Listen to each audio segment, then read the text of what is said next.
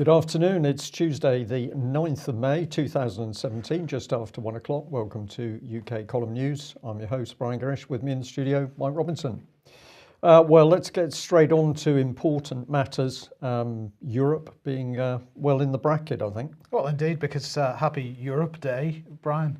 And as is typical with Europe, of course, there are two Europe Days. We missed the first one. The first one was on the 5th of May, and that was the Council of Europe's Happy Europe Day.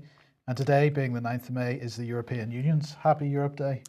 Yeah. Because if you've got three presidents, you've got to have two Europe Days at least. One would never do the job. Thank you for that. Should we perhaps explain to our viewers that this on-screen graphic is actually... Well, it's a still from their promotional video, because they did a little promotional video to tell us how great the European Union is, and it's particularly bright and cheerful image, Brian. It's particularly graphic, and what are we looking at? The tentacles of Europe spreading everywhere. Absolutely, absolutely. Ripping apart the foundations of nation states, popping up in the pavements, and generally causing mayhem. Absolutely, and we should rest assured, because of course Europe Day is all about celebrating the EU agencies network. So there is their website, working for you and your future. So bearing in mind, we're not really getting out of the European Union. We should still be paying attention to this stuff. But one of the things that the European Union is doing today is they're holding a select committee meeting, Brian, on the Panama Papers, which of course is all about big data. And one of the issues that's been sort of, I've been wondering about over the last couple of months is the whole fake news agenda, and where are they going with it? And well, we seem to be getting a clue. So let's introduce fake news and also big data. And this, I suppose, began, the hints began last October with, well, Channel 4 News tweeted this out today. Inside Cam Analytica, at Cam Analytica, this is their tweet. Exclusive look at how the group used big data in the US election. Now, of course, we've been told that it was the Russians who were influencing the US election. But in fact, as time goes on, that narrative seems to be changing. And now the big bad guy is Cambridge Analytica, and we'll come on to them in a second. So this was Channel 4 News tweeting out today a report that they did back in October. And this is the one, big data. How it's shaping the US election. You can find it on the Channel 4 News, YouTube page. So that was back in October, and fast forward a few months till a couple of days ago, and then The Guardian produced this article, The Great British Brexit Robbery, How Our Democracy Was Hijacked. And this was in, I guess, published on Sunday, because it's The Observer. And they say a shadowy global operation involving big data, billionaire friends of Trump, and the disparate forces of the Leave campaign influenced the result of the EU referendum. As Britain heads to the polls again, is our electoral process still fit for purpose? And the author says, I'd been speaking to former employees of Cambridge Analytica for months and heard dozens of hair-raising stories, but it's still a gobsmacking moment to anyone concerned about surveillance. And she goes on to say it also reveals a critical and gaping hole in the political debate in Britain, because what's happening in America and what's happening in Britain are intertwined. Brexit and Trump are entwined. The Trump administration's links to Russia and Britain are entwined. And Cambridge Analytica is one point of focus through which we can see all these relationships in play. It also reveals the elephant in the room as we hurtle into a general election. Britain tying its future to an America that's being remade in a radical and alarming way by Trump. So who is the enemy here? It's not quite clear. Is it the Russians? Is it Trump? Is it Cambridge Analytica? Is it all of them? Are they all working in cahoots? This story is still a bit fluid, at least as far as the mainstream narrative is concerned. So we'll continue on. There are three strands to the story, the Guardian article says. How the foundations of an authoritarian surveillance state are being laid in the US. How British democracy was subverted through a covert, far-reaching plan of coordination enabled by a US billionaire, and how we are in the midst of a massive land grab for power by billionaires via our data. There had to be a connection between the two companies. This is later on in the article, between the various Leave campaigns, between the referendum and Mr. Mercer. We'll come on to him in a second. It's too big a coincidence, but everyone, Aggregate IQ, Cambridge Analytica, Leave.eu, Leave Vote denied it. Aggregate IQ has just been a short-term contractor to Cambridge Analytica. There was nothing to disprove this. We published the facts on the 29th of March. Article 50 was triggered. So I suggest that everybody goes and has a look at this article. It's important to read it and try to get a grip of what is being said. This was then, so that was published last weekend. This was then followed up last night with an edition of Panorama, What Facebook Knows About You.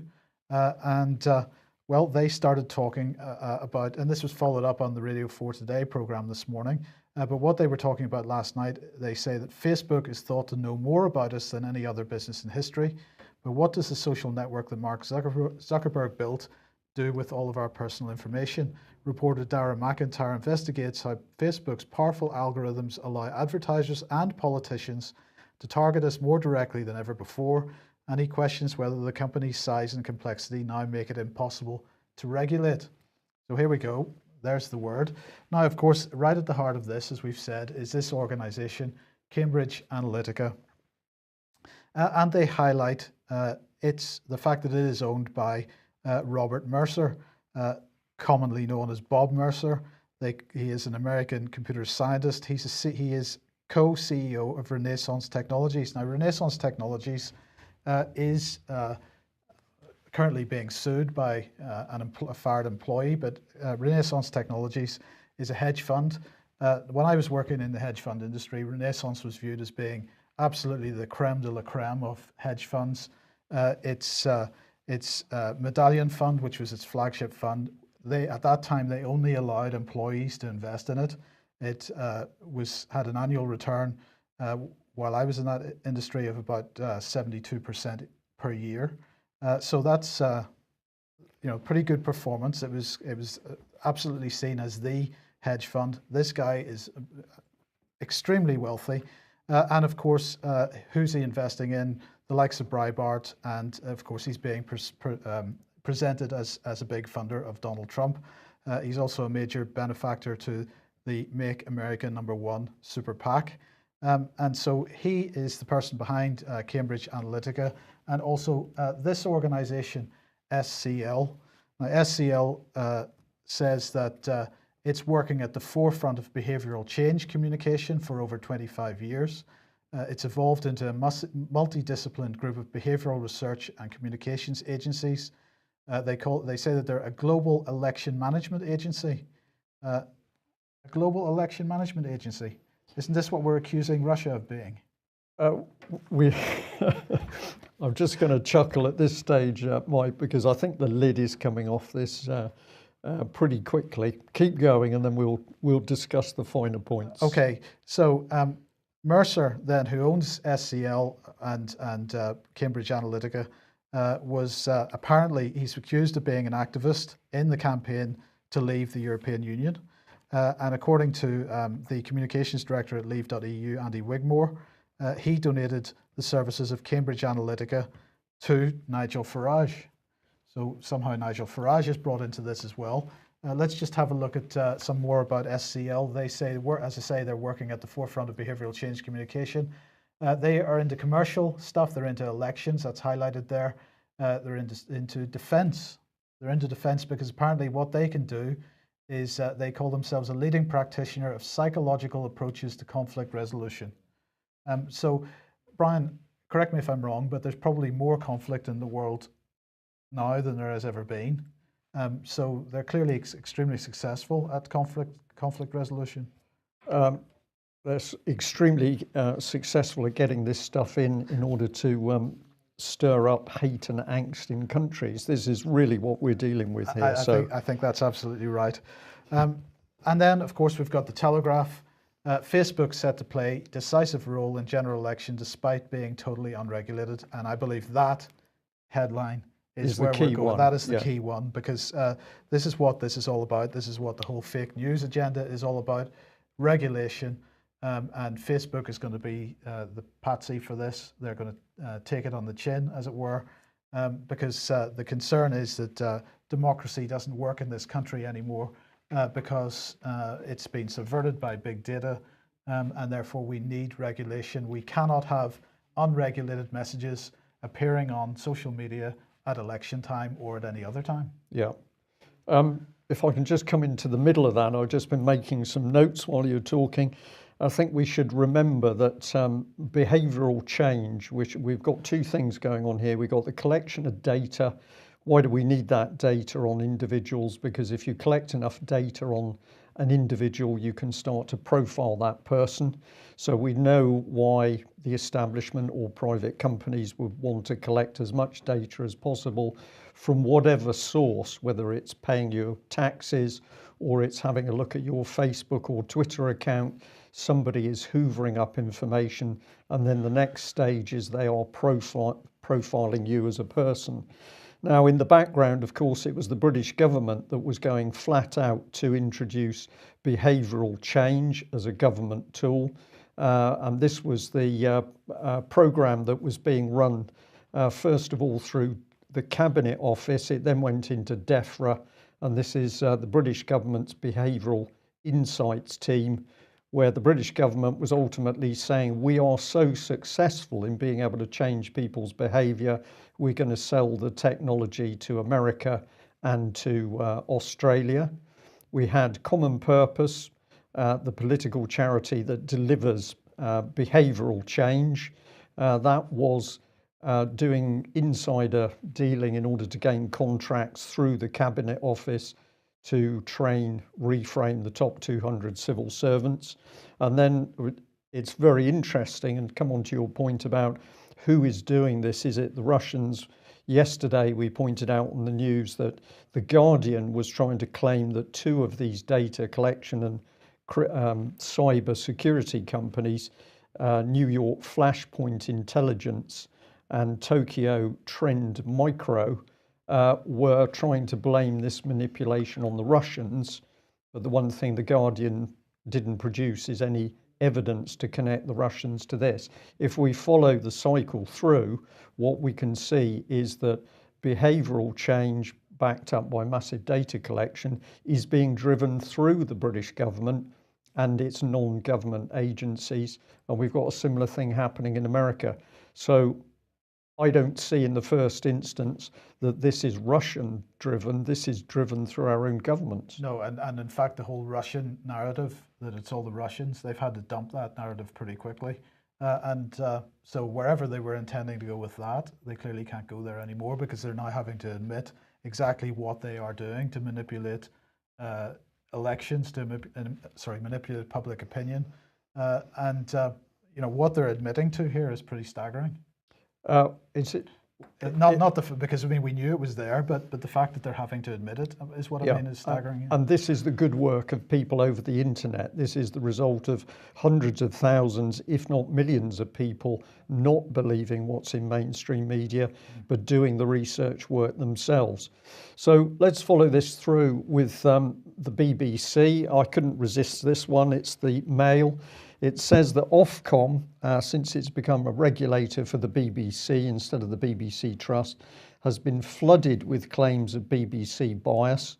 And in 1 month, they've had complaints on 60 broadcasts, which is apparently doubled. Now, the article then goes into the middle of the long grass, because it says it's good news for the BBC because the complaints are both sides of the line. People are saying it's biased for the left or it's biased for the right.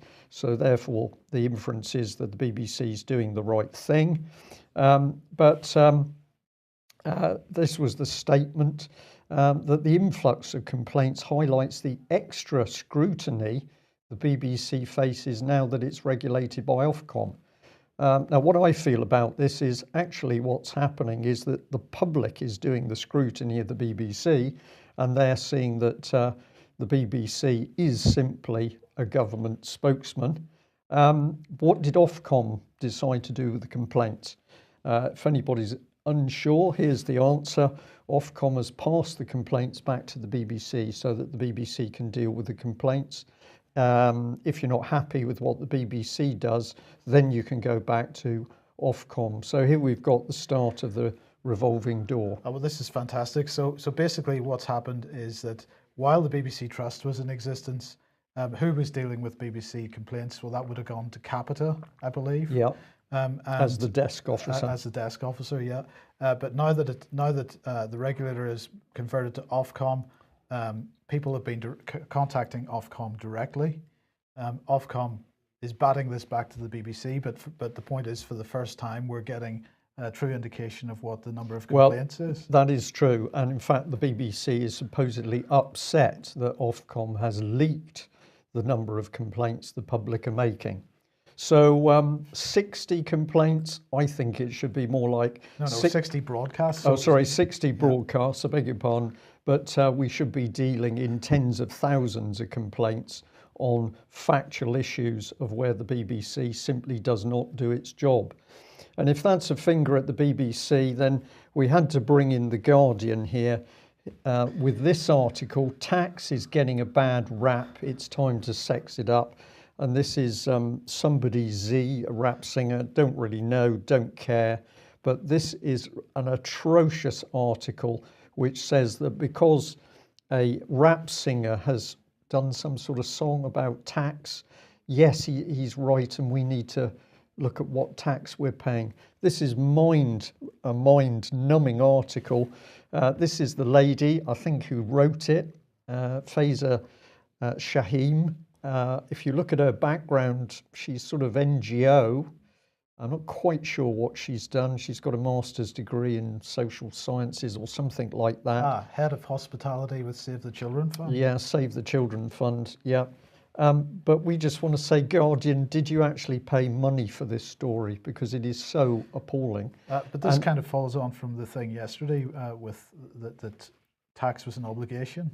I did pick it up from that point of view, that this seems, and I've got another article a little bit later in the news also heading in this direction, you know, about getting people just to do what the government says. But as a crass article, I think The Guardian wins it on that one.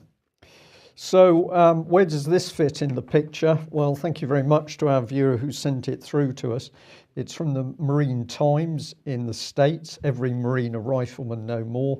And this is an interesting little story that the Defence Secretary, Ash Carter, has said he thinks it'd be a good idea if civilians came sideways into the American Marines, took up jobs, but they would be known as Marines. And of course, the fight back in this article is that either you're a qualified Marine or you're not.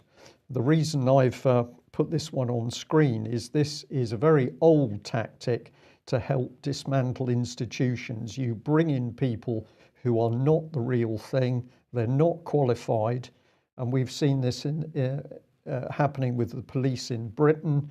We've seen it happening with people in even the legal realm, that outsiders are brought in not qualified to do the job. So what happens is the whole thing is slowly watered down.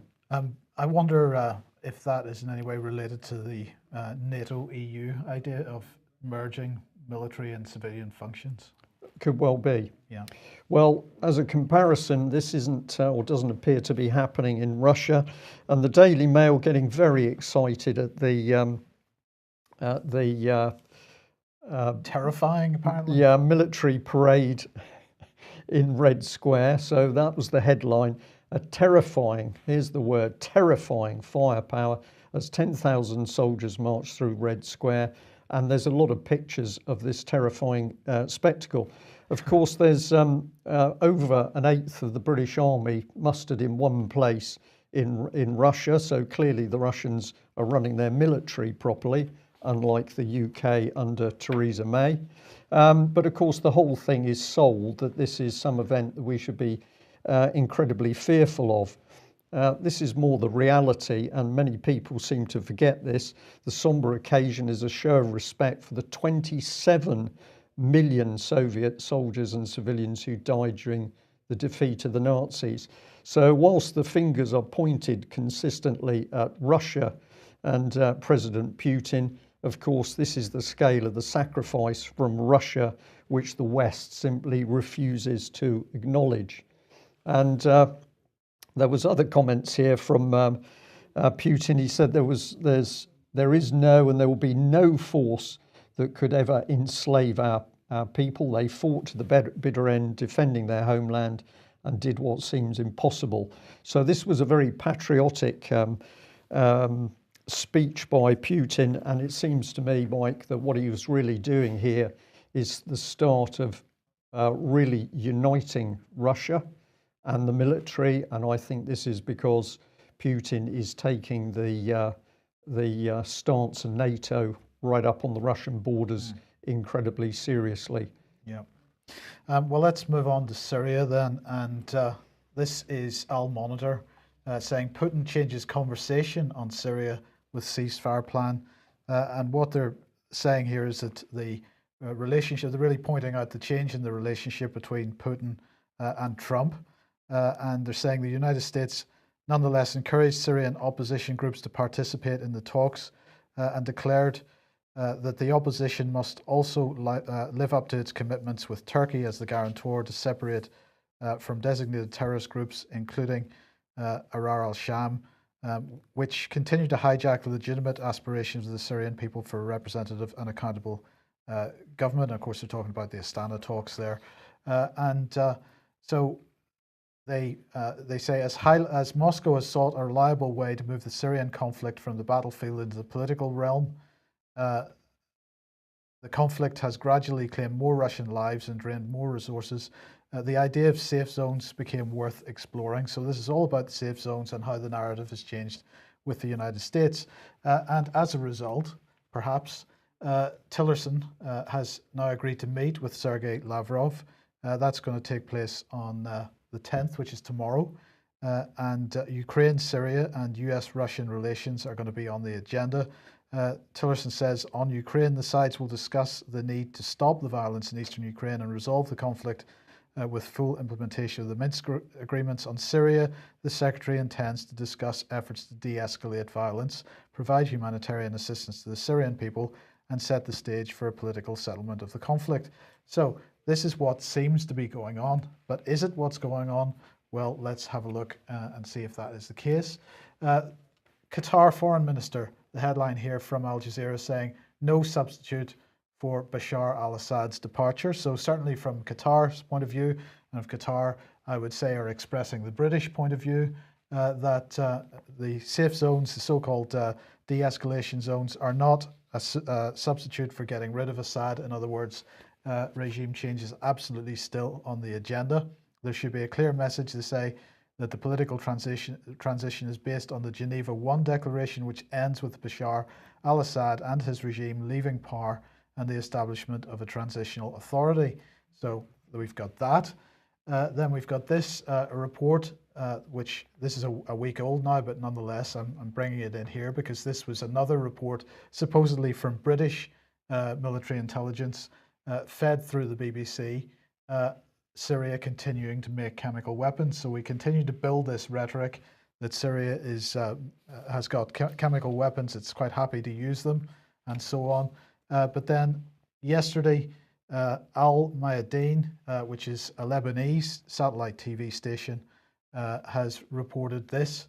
And what they're saying this is hundreds of vehicles of various kinds, US and UK vehicles gathered at the Jordanian-Syrian border. What are they waiting for? They're saying the US and Jordanian military may be preparing for a massive invasion of Syria. They're talking about 400 American, UK and Jordanian military vehicles. They're also saying that at least 4,000 militants are assembled there as well. Well, who are these militants? Are they tame terrorists? Are they Al-Qaeda? Are we now working directly with ISIS? This is not clear yet. So it's a pretty fluid situation, Brian. We've got what appears to be some kind of movement on the Russian-US dialogue front. But on the other hand, we've got this kind of situation where with build-up of military operations right on the Syrian border. They're not there for the goodness of their health. No, you did speak to the Ministry of Defence. Well, I didn't get anything out of them. I think they were more interested to know what I had heard or was aware of than anything else. So they weren't making any comment. Right, and the key point here is, of course, it was actually the BBC that broke that British Special Forces were were professionally operating in Syria. No debate in Parliament. That was simply a decision taken behind closed doors. What we're now starting to see, and the question we should be asking, have more British troops now been posted overseas in preparation for some sort of invasion by the US and UK of Syria? We don't know, because these matters simply not debated in Parliament anymore.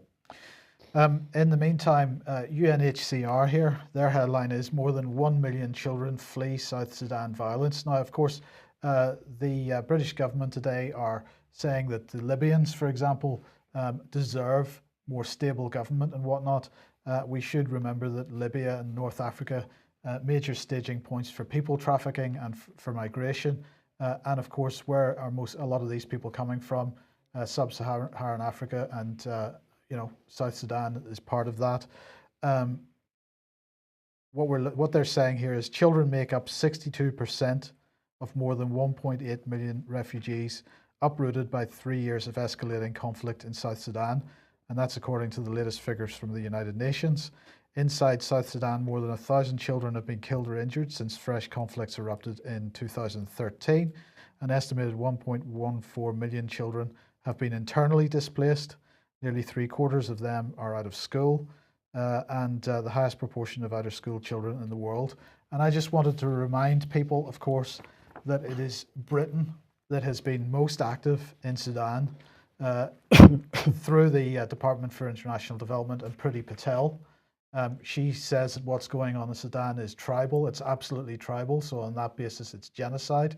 But let's just remember that since 2004, the British government gave 326 million in aid to Sudan, another 114 million that was 2004 to 2007, another 114 million in 2008, more hundreds of millions since then. What has that money been going to? Bearing in mind that the situation has been getting steadily worse year on year since we started pumping money into that country, then I can only come to the conclusion that that money is driving the conflict and not solving the conflict. Is that an unfair thing to say? Not at all. And of course, it was the first Sea Lord at Mansion House giving his Mansion House speech that said, well, first comes the aid, and following the aid comes British power. So we now know, because we're being told quite clearly by the British government, that everywhere the British government is putting in aid, maybe the British Council is involved. This is nothing really about helping people. It's just the way of getting the door open to get global political power in those countries. So we're back on the subject, which is what's happening with children. We still say that child abuse is the engine of the British government, and it is still being covered up. We were fascinated by this headline. So this is the Plymouth Herald. Inquiry into sexual abuse of children will hear from victims and supporters in Plymouth. Now, this headline is not quite correct, because if you read the article, what you find is that the inquiry is busy talking with so-called stakeholder charities. So there's no prior announcement that the child abuse inquiry coming down to Plymouth to alert survivors so that they can actually go and talk to these people. These meetings were set up in advance, in secret, and if you're not on the list of preferred charity, then the inquiry is not going to speak to you. We challenged the inquiry this morning. They did ultimately come back. They seemed embarrassed, but nevertheless, this is the situation, that we're not actually talking to the people who've been abused. What we're doing is talking to charities, some of whom it's difficult to see what the connection is with child abuse in the first place. And they will be saying, well, our research leads us to believe. They won't be discussing specifics. Well, that's true. And the other thing is, and we've mentioned this before, that abuse survivors often point a finger at very charities who say they are there to help, saying that they're as dangerous as other organisations when it comes to trying to report what's happened to you.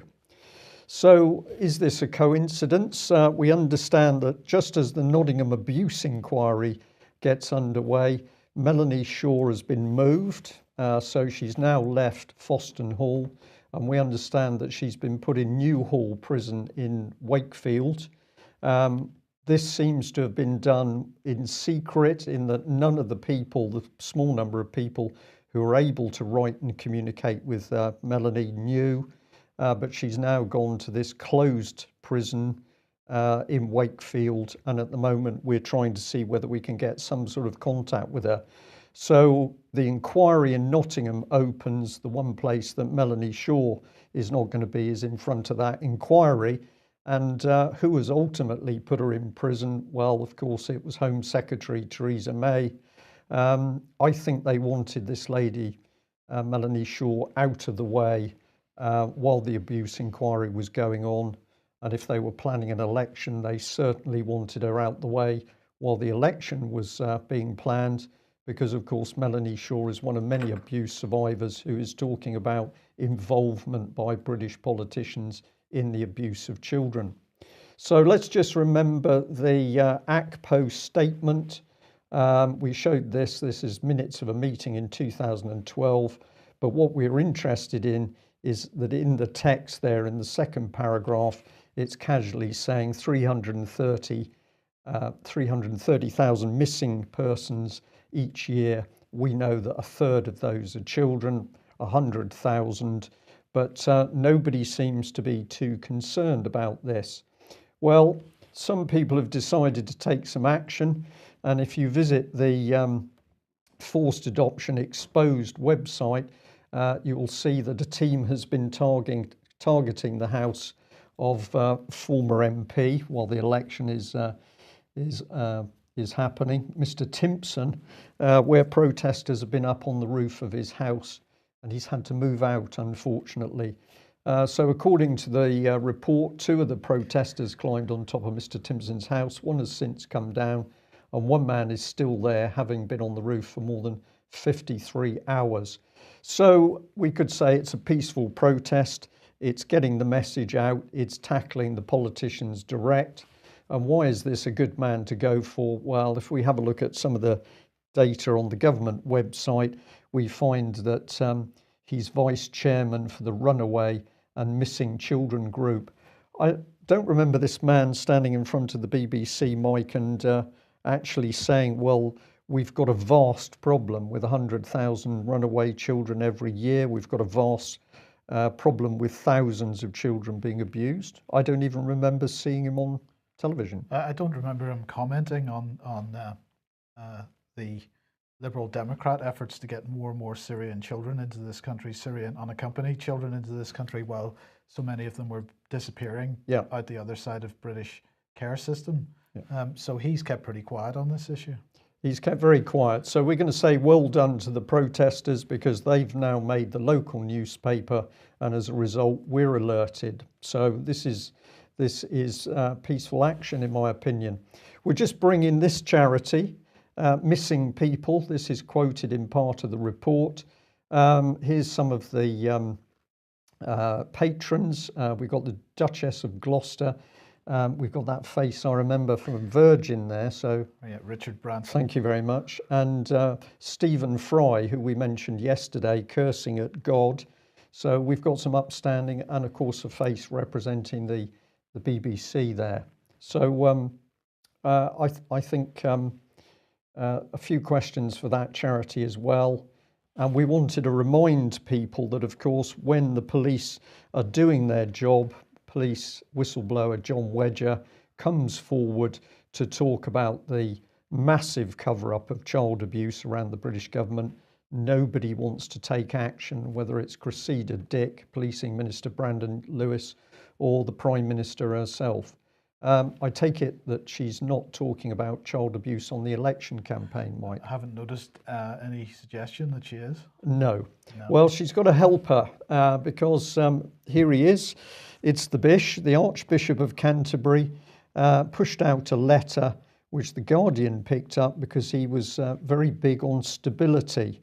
And I think actually the journalist who produced this article for The Guardian was spot on, because they said this is fascinating that the Welby letter focused on stability, which just happened to be name, credit and organisation I've missed, but it's appropriate. This is Yes. Theresa May.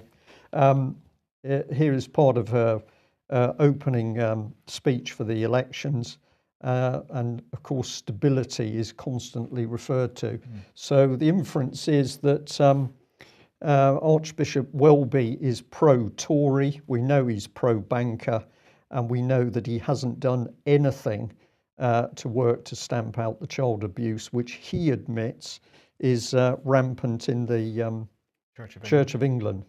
I'll just skip over this one if we may. Let's get through this one. Right, it's a little bit slow. Where are we?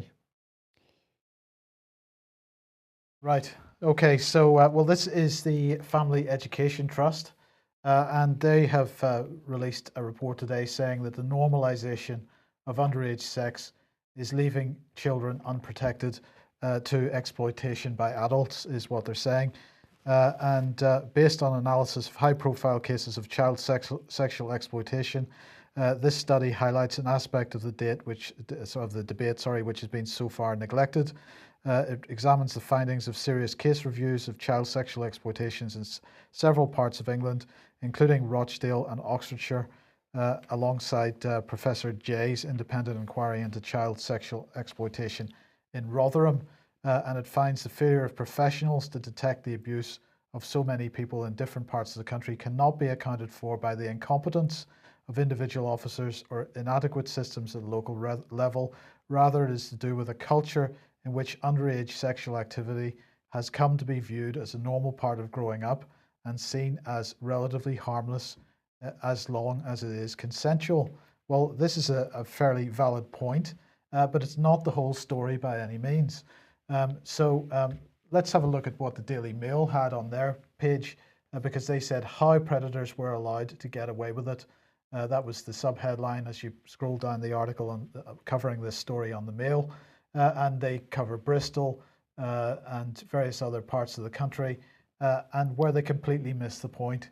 So if you want to get the point, again, you've got to look at the UK Column website and the Rotherham Common Purpose Effect, because although it is a valid point to argue that the children are being sexualized too young and this is leaving them open to exploitation, that doesn't explain the cover-up that's gone on in Rotherham and other cities around the country.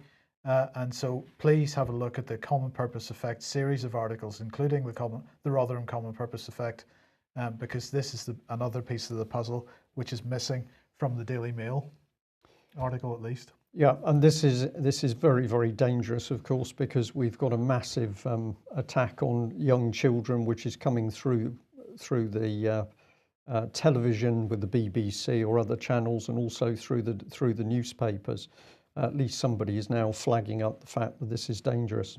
I think we'll leave that one.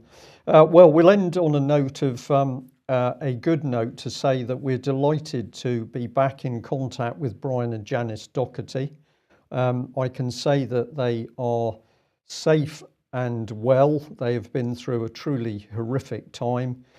We have been in a little bit of a difficult position because for several months it is now we've been out of contact with them, and we know people have been asking for an update, but we've been simply unable to give that update.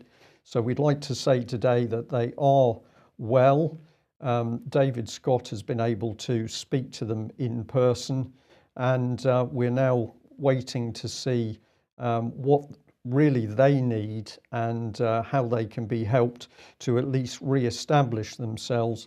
They are still separated from their children. They have no idea where their children are, presumably still somewhere in Ireland, but absolutely no information.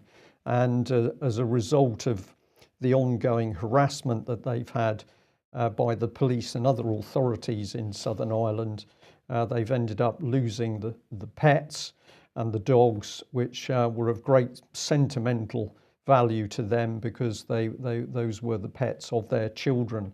So if we want a reflection of Britain in 2017 as Theresa May ramps up for an election, we were looking earlier at the sorts of topics the BBC said was important in the election. I think the top of the list was the fact that Tories are going to put some cap on energy bills, but the real issues about the attack on the Constitution, the attack on common law, the breakdown of society, which is clearly engineered, the manipulation of voting and the stealing of the nation's children and the cover-up of abuse, of course, are simply not mentioned in these elections. And Brian and Janice Doherty really form the perfect example of the, I'm running out of words really, the horrific state of Britain as a result of this mismanagement by all three of the main parties. So the good news is that Brian and Janice are well, and we will try and give you a further update, and we'll also explain what can be done to help them. But I think the immediate aim is to give them some rest, and also then to try and get them stabilised and into proper accommodation so that they can regain their strength to fight for the children. Adrian in the chat box is saying he's curious about the disappearance of the Doherty files link on the UK column homepage. Look, those links down the right hand side they change from time to time as stories come to prominence. You know, if once we get some more information about what's happening with the Dohertys and what we're going to do about it, I would imagine that will come back. Yes, indeed. We'll also just say in the slide that we've put up on Melanie Shaw is the address of her new prison location. We cannot get mail through to her. It's definitely censored. But what Melanie desperately needs, of course, is letters and postcards of support from the public to keep her sane. She's now been in prison for close on 1 year. There is no sign of her being released. And of course, most of that time she spent in solitary confinement. So if you meet a Tory MP on the campaign trail, Melanie Shaw is a key topic because, of course, Theresa May and Amber Rudd are the two women responsible for the imprisonment of this child abuse whistleblower. That's it for today. We will be back at the same time tomorrow.